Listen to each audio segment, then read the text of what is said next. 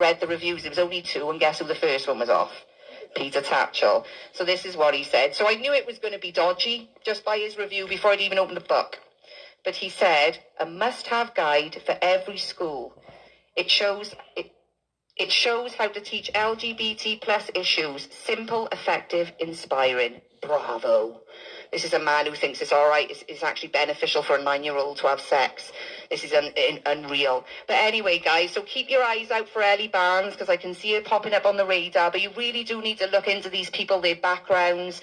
And one other thing, just before I go, and this is on Peter Tatchell, I always wondered why, because you can find it. It's not like it's hidden or anything. I always wondered why nobody, because Peter Tatchell, like Kim said, they roll him out all the time. He's always got airtime. But nobody against him has ever brought up the fact that he said those words. We heard him, that's Peter Tatchell. And he also wrote a chapter in a book called, in the 1980s, so this is when the paedophile information exchange was running, a book called Betrayal of Youth, or Boy for short.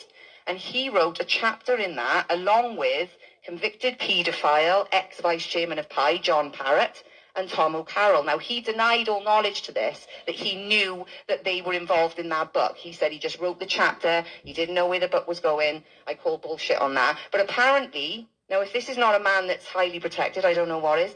The reason, and like I say, don't know if this is true, but I think it probably is, that people never bring these up against him is because they're not allowed to.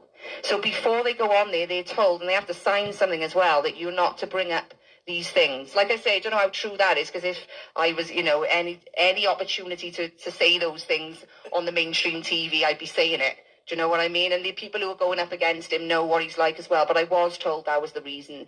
And, for him to just parade around wherever he is, he's a very protected man. But the fact that he's not in that building right now, I would say that's a 1-up for now. That's a 1-up for now.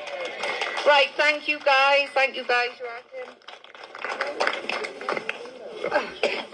Yeah, guys, so I think that is a win for us, the fact that he hasn't turned up here tonight, because he fears for his safety and they fear for their safety, because there's a big, massive 5-foot tall, 7.5 stone woman who wants to have a word with him. So I've been on a few TV interviews myself. I have requested live every time. They do not do live.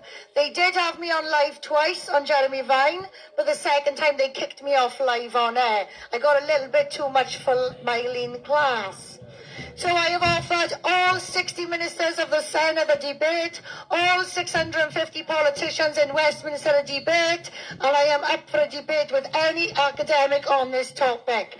So guys, email the news stations. Get me on with Peter Tatchell. That's what we want.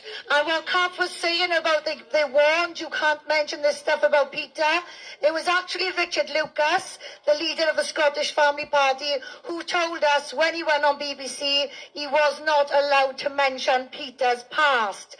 Well, I am about exposing everything. When it comes to children, we don't hide things. We bring it all out into the open. Because when you can twist and you can hide, that's when things happen. So when we're concerned about something, we scrap it. It's as simple as that. When our children are in danger, we stand up. It's as simple as that. And our children have never been in so much danger as what they are now. We fought the government in court against this sex education. The government won. What did the government win? They won an argument. They argued parents' rights are not a thing. So guys, parents' rights do not exist, but you have parental responsibility that they can criminalize you on if your child does not attend school. Your children have sexual and reproductive rights. Your children in this country are born with sexual and reproductive rights. No parental rights, just parental responsibility. The government are in charge, guys, okay? The government are in charge, and we got the likes of Peter Tatchell, Ellie Barnes, Professor Emma Reynolds, Mark Drakeford, Kirsty Williams, Jeremy Miles, all making decisions about our children.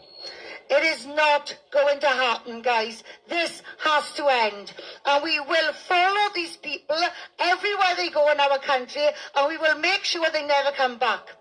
There's a lovely crowd here tonight, but Peter, wherever you go in Wales, this crowd will get bigger.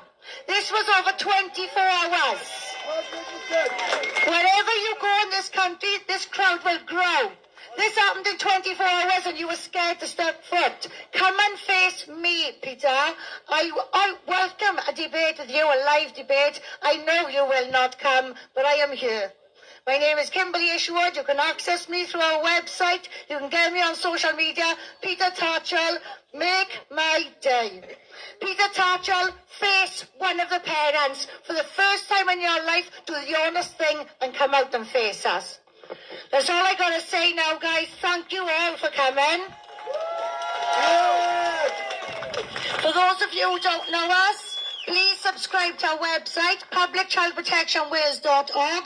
We've set our organisation up for this country, for the people in this country. We are in the process of registering it. We are staying. We are staying for the duration. This country needs something better than what's already there, and it's us that's put it together. The people at the ground, guys. We're not from the left, we're not from the right, we're from the bottom, and we're coming for the ones at the top. Yes! Thank you all so much.